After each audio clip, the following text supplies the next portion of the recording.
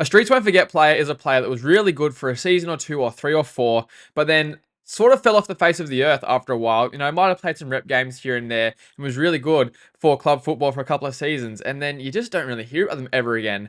And in the NRL, there's a fair few, particularly from the mid 2000s and early 2010s era. So today we're going to be building a side of the best Streets Won't Forget players from the NRL. Now, if you enjoyed this video, don't forget to like and subscribe to the YouTube channel for more rugby league content coming through the 2025 NRL season. It's off to an absolute belter so far, so don't want to miss out. Now, to be honest, there's a few controversial picks here in my 13 in terms of just players that unfortunately had to get left out of this squad.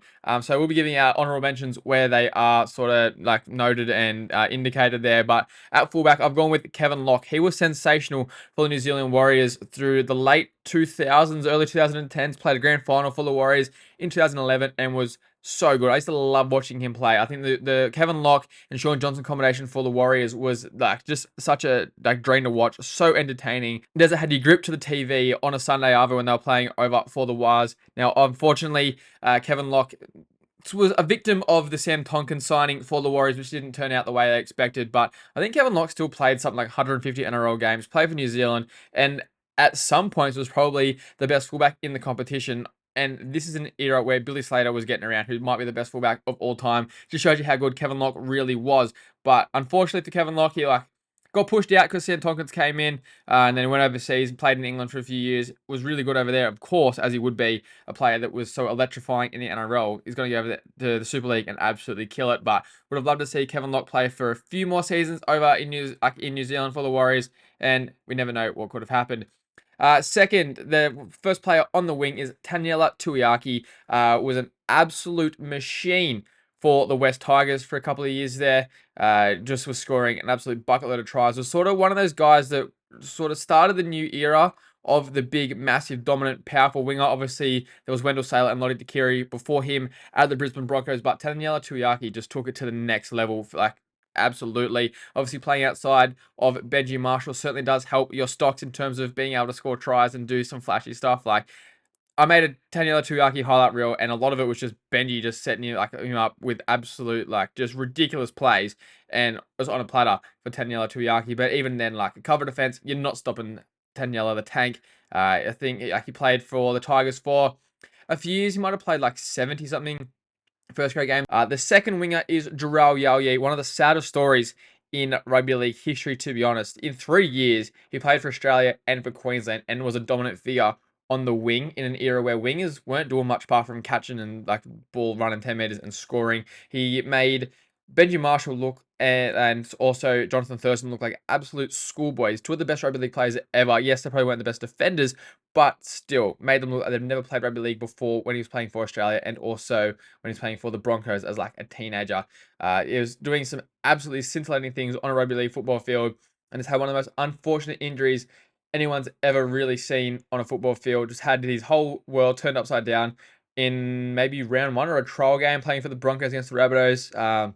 Such an unfortunate incident. And yeah, Inu Yao Yeh was certainly a player that was super exciting and everyone wanted to watch. He's had a great rugby league name. And yeah, I think it might have been the 2011 State of Origin, maybe game 3 or something like that. But Inu Yao Yeh was like dead set the best player on the field, if not the best player on the field, which is saying something for that Queensland team at that time as well. Now, moving into their centre pairings, on one side, I'm going with Kristen Inu. I believe he played for the Kiwis and also played in a couple of grand finals for Parramatta as well as the New Zealand Warriors. But I think he's most remembered for his goal kicking routine where he would smile up at the screen, especially when he had that monster mouth guard for a while there. Like, he was one of my favourite players to watch as a kid growing up. To be honest, that's what this whole sort of side is. Some of the most electrifying players that I used to love watching as a child. But Kristen Inu was a really good centre on both sides of the field. Again, had a really, really long stint and good career over in the Super League, and was also good in the NRL. Played for Para, Bulldogs, Warriors as well, and was just really, really good and reliable. The centre pairing, Jamal Idris, maybe not as reliable because he was just super injury prone, but that kid could play.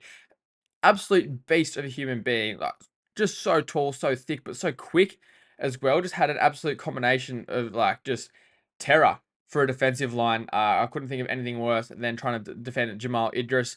Believe he came through at the Bulldogs, when that really good Bulldogs side in that early 2010s era. Then went to the Panthers, Tigers, and Titans. Had to have a couple of breaks away from the game for mental health reasons, unfortunately for Jamal. And yeah, like some of his clips and his highlights, are just picking up the ball and just taking the piss against some of the best like NRL players ever. Yeah, pretty ridiculous from Jamal Idris. He like went pretty good in Origin against Greg Inglis when he was like 18 as well. So it's a bit of a shame that he couldn't carry on that career there as well. Just the injuries just got him, and like obviously off-field issues as well. So hopefully Jamal Idris is doing a bit better now. But yeah, certainly one of my favorite players to watch, and was just a scary man. Moving into the halves, you probably could pick about 7 different halves combinations here, but my 5'8" is going to be Blake Austin, specifically 2015 Blake Austin. That bloke was just scoring tries for fun from absolutely nowhere. Like, you just pretty much give him the ball and just say, off you go score a try, and he'd make it happen, and was just absolutely nuts. Now, I met Blake Austin at the start of this year for this Sports Shed TV charity match, rather. And also just a stand-up guy, like really, really nice. Was there with his partner and kids, and just looked like just a lovely dad and great human being, which you always love to see, because you can't always say that about rugby league players, unfortunately. But like 2015, Blake Austin, the streets will never forget. He was on an absolute tear, and again, just like a lot of these players, making the best plays in the comp. Look like they'd never touched a football field before in their life. And his halves partner was certainly a pocket rocket and a super entertaining player. That is Chris Sandow. Little 5'6" Chris Sandow putting shots left, right, and centre. Obviously, didn't come off against Greg Inglis, where he got a bit embarrassed while he was playing for Para. But when Chris Sandow was at the Rabbitohs, he was an absolute sensation. I feel like he was like making an intercept try and running 80 meters as like a little 5'6" fella, like every single weekend. Chris Sandow was super entertaining, really good kicking game. And yeah, just had the ball on a string at so many times, and was just always thereabouts, making things happen. Would have loved to see him kick on at Parramatta and have a bit more of a longer, bit more longevity with his career. But Chris Sandow was so entertaining, and if you haven't seen his highlights, make sure you check him out, because they're just some of the best. With the halves, other guys that you could have, Jamie Soward, like one of the best halves of his generation, but doesn't really get talked about because he was only good for a couple of the years there. And I've got another guy at 14 just because he was so good. He needs to be in here somewhere. And that was the only spot I really could have him. And we go into our front row. Obviously, the first one's going to be gorgeous George Rose, the big fella. You don't get NRL players looking like George Rose these days. A bit more professionalism than when big Georgie Rose was playing. But the fact that he could get around at like 140 kilos, like let's be dead set, that's probably what he was weighing in at, and still going pretty good in the NRL is something to behold. And honestly, kudos to George Rose for that. But played for Manly, cult hero there. Debuted at the Roosters, I believe, actually, and then played for the Storm and as well finished his career at the Dragons, if I'm correct in saying that.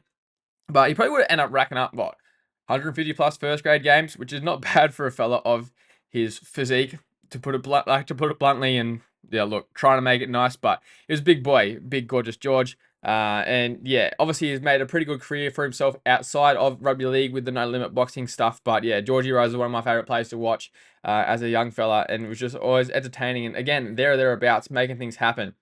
Now, his front row partner sort of bends the rules of the streets won't forget kind of thing, because he was actually probably one of, if not the best front rower of his generation at the time, and that's Moimoi. Played for New Zealand and absolutely dominated for a fair while. They probably got a stack of Dally M front rowers as well, playing at the Eels with his partner in crime, Jason Kalis. But just his name was Moimoi. He had braids in his hair, playing in the front row, and was just everywhere. Big shots all the time, shoulder charges when they were legal, just running over blokes like left, right, and centre. Like it was, they literally weren't even there. It was ridiculous watching Moimoi play. Again, one of just the all-time players from that generation, and was so entertaining to watch and so much fun. And he's got to be in your streets won't forget kind of side, just because of the type of player he was. Like, because yes, he might have been one of the best players of the generation in his position, but it was just the way he played with that flair and that tenacity as well. He was such a good player to watch. So much fun. Then the number 9, it was from probably the generation before this, and that is Mark Piggy Riddell.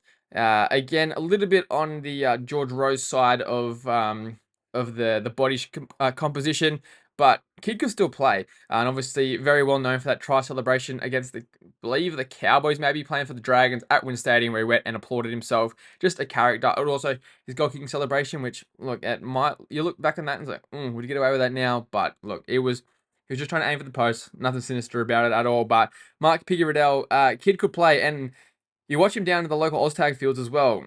He's certainly got a bit of rugby league IQ about him. So yeah, Mark Riddell obviously played for the Roosters, I believe, in the 2010 grand final against the Dragons, where he sort of made his name and was there for most of his career. So again, these kind of guys are all sort of like pushing the upper echelon of the games that you can play for club level, and a lot of these guys as well have played representative football. Like the next guy, Dave Taylor in the second row, or often described as a halfback in a front rower's body. Playing the second row, like grubbering for himself, scoring tries, making massive line breaks down the wing. Like Coltrane could move. Obviously, also played for Queensland and Australia and absolutely killed it on his day. Dave Taylor was one of the best players getting around, obviously, as well. Unfortunately for Dave Taylor, did have mental health issues and that sort of thing off field, and that obviously sort of derailed his career a little bit. And unfortunately, later in his career at the Capras and that sort of stuff, well publicised that he just wasn't looking after himself as he should be. But Dave Taylor, in his prime at the Rabbitohs, at the Titans, like for a little bit there, was pretty good.